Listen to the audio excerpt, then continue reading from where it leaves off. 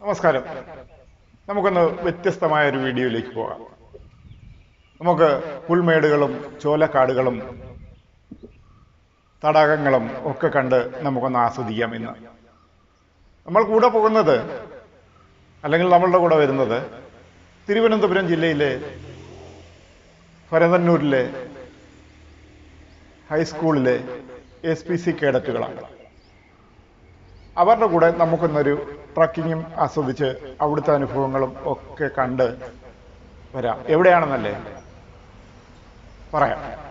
പ്രകൃതി രമണീയമായ ശെന്തുരുണി വനമേഖലയിലേക്ക് നമുക്കൊന്ന് പോകാം.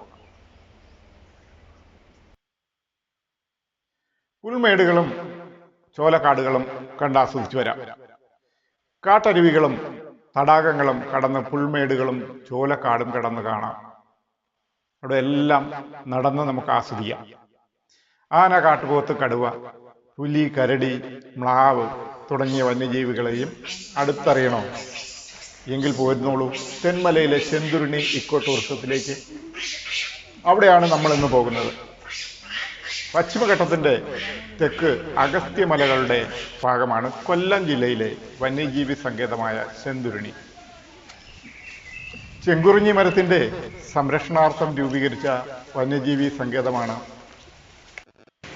ഈ ശെന്തുരുണി വനസംരക്ഷണം. വനസംരക്ഷണം ഉറപ്പാക്കി പ്രദേശത്തെ വന്യജീവി വിഭാഗങ്ങളുടെ ഉന്നമനത്തിനായി വനം വകുപ്പിന്റെ മേൽനോട്ടത്തിൽ പ്രവർത്തിക്കുന്ന ശെന്തുരുണി ഇക്കോ ടൂറിസത്തിൽ ദിനം പ്രതി എത്തുന്നത് 100 കണക്കിന് വിനോദസഞ്ചാരികളാണ്. സാഹസികവും മനോഹരവുമായ ട്രക്കിംഗ്, ജംഗിൾ സ്റ്റേ, ബോട്ട് സവാരി, കുട്ടവഞ്ചി സവാരി തുടങ്ങിയവയാണ് സഞ്ചാരികളെ കാത്തിരിക്കുന്നത്. തെന്മല ഡാം ജംഗ്ഷനിൽ നിന്ന് സഞ്ചാരികൾക്ക് വന്നു പോകാൻ സാധിക്കുന്ന ഇടങ്ങളാണ് ഏണിപ്പാറ ട്രക്കിങ്, കളംകുന്ന്, അതുപോലെ പത്തിപ്പാറ ട്രക്കിങ്, കുട്ടവഞ്ചി, ബോട്ട് സവാരി എന്നിവയെല്ലാം ഇതിൽ ഉൾപ്പെടുത്തിയിരിക്കുന്നുണ്ട്. ബംഗ്ലാവിൽ താമസിക്കുകയും ചെയ്യാം.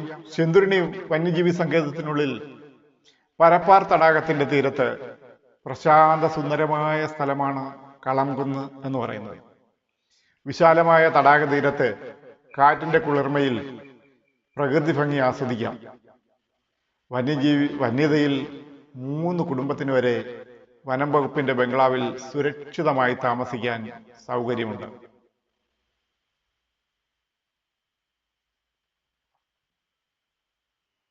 പിന്നെ ട്രാക്കിംഗ് ഉണ്ട്. ശെന്തുരുണി വന്യജീവി സങ്കേതത്തിന്റെ ഭാഗമായ തെന്മല വനമേഖലയിലെ ഏറ്റവും ഉയരം കൂടിയ ഏണിപ്പാറ മലയിലേക്കും പത്തിപ്പാറയിലേക്കും ഒക്കെയുണ്ട്. ഗൈഡിന്റെ സഹായത്താൽ ട്രക്കിങ്ങിന് പോകാം നമുക്ക്. ഏണിപ്പാറയിൽ നിന്നാൽ തെന്മല ഡാമും, അതുപോലെ പത്തിപ്പാറയിൽ നിന്നാലും പരപ്പാർ ഡാമും തെന്മല ഡാമും പാണ്ഡവൻ പാറയും വിശാലമായ RPL റബ്ബർ തോട്ടങ്ങളും ശെന്തുരുണി മലനിരകളും കണ്ടാസ്വദിക്കാം. കുട്ടവഞ്ചി സവാരി തെന്മല കുളത്തുപുഴ റൂട്ടിൽ വള്ളം വെട്ടി എർത്ത് ഡാമിൽ നിന്ന് ആരംഭിച്ച് പരപ്പാർ തടാകത്തിലൂടെയുള്ള കുട്ടവഞ്ചി സവാരി, ബോട്ടിംഗ് സവാരി നവ്യമായ ഒരു അനുഭവമായിരിക്കും. സഞ്ചാരികൾക്ക് എടുത്തു പറയത്തക്ക ഒരു അനുഭവമായിരിക്കും. പ്രകൃതി ഭംഗി ആസ്വദിച്ച് നടത്തുന്ന ബോട്ട് സവാരികളുടെ വന്യജീവികളെയും അടുത്ത് കാണാൻ അവസരം ലഭിക്കും.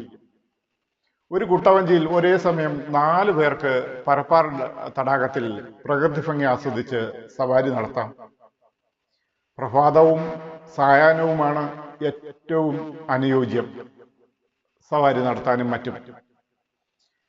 അപ്പോൾ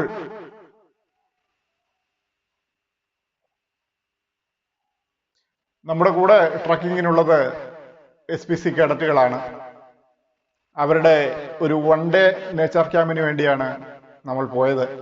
അവരുടെ കൂടെ നമുക്കും പോകാൻ സാധിച്ചതിൽ വളരെ വലിയ ഒരു കാര്യം തന്നെയാണ്. എന്തായാലും കുട്ടികളുടെ കൂടെ നമുക്ക് പോകാൻ കഴിയുക എന്ന് പറയുന്നത് വളരെ വലിയ കാര്യമല്ലേ.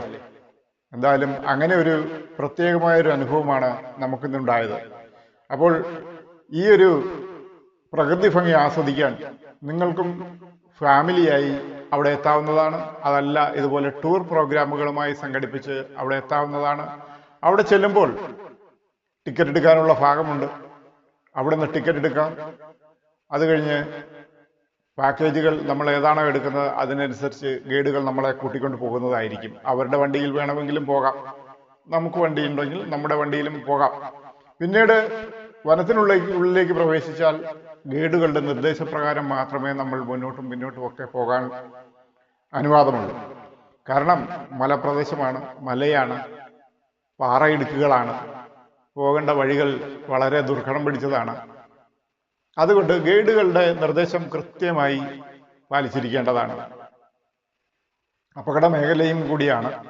കൃത്യമായും ഗൈഡുകളുടെ നിർദ്ദേശങ്ങൾ അനുസരിക്കേണ്ടതാണ്. അതുപോലെ നമുക്ക് മാൻ പാർക്കിൽ പോയി മാനുകളെ കാണാം, അടുത്ത് തന്നെയാണ്. അതുപോലെ അവിടെ പരപ്പാർ ഡാമിൽ നമുക്ക് പോകാം. പരപ്പാർ ഡാമിന്റെ വിശാലമായ പ്രകൃതി ഭംഗി നമുക്ക് ആസ്വദിക്കാം.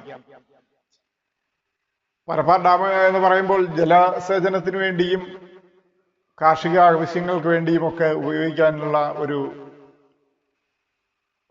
കനാൽ സംവിധാനമാണ് അവിടെ രൂപീകരിച്ചിരിക്കുന്നത്. അതിൽ നിന്ന് തന്നെ ചെറിയ തോതിൽ വൈദ്യുതിയും ഉൽപ്പാദിപ്പിക്കുന്നുണ്ട് അവിടെ നിന്ന് തന്നെ. അതും നമുക്ക് ആസ്വദിക്കാം, കാണാം. പിന്നെ ഈ കനാലുകൾ ഉത്ഭവിക്കുന്ന സ്ഥാനമാണെങ്കിൽ അല്പം കൂടി മുന്നോട്ട് വരേണ്ടതുണ്ട്. അവിടെ പോയാലും നമുക്ക്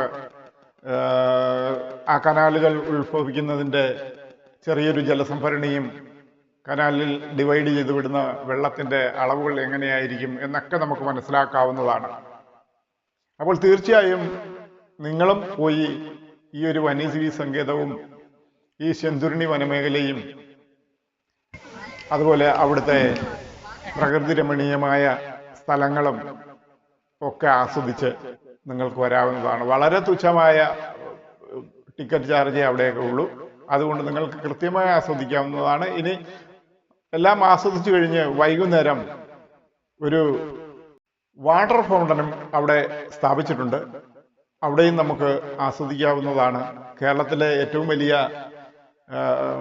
സംഗീതത്തിൻ്റെ ആ ഒരു താളത്തിനൊത്ത് ജലം ഡാൻസ് കളിക്കുന്ന ആ വാട്ടർ ഡാൻസിന്റെ വാട്ടർ ഫൗണ്ടൻ എന്ന് പറയുന്ന അതും നമുക്ക് അതിനുള്ളിൽ കയറി ആസ്വദിക്കാവുന്നതാണ്. അത് 7 മണിക്കോ മറ്റുമാണ് അവിടെ ആരംഭിക്കുന്നത്. അതവിടെ അന്വേഷിച്ചാൽ നിങ്ങൾക്ക് അതും ആസ്വദിക്കാൻ കഴിയുന്നതാണ്.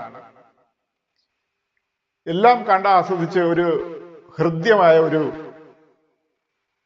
അനുഭവമായിരിക്കും നിങ്ങൾക്ക് തീർച്ചയായും. അപ്പോൾ പോവുക, കാണുക, ആസ്വദിക്കുക, മറ്റുള്ളവരിലേക്കും എത്തിക്കുക. അപ്പോൾ നമസ്കാരം.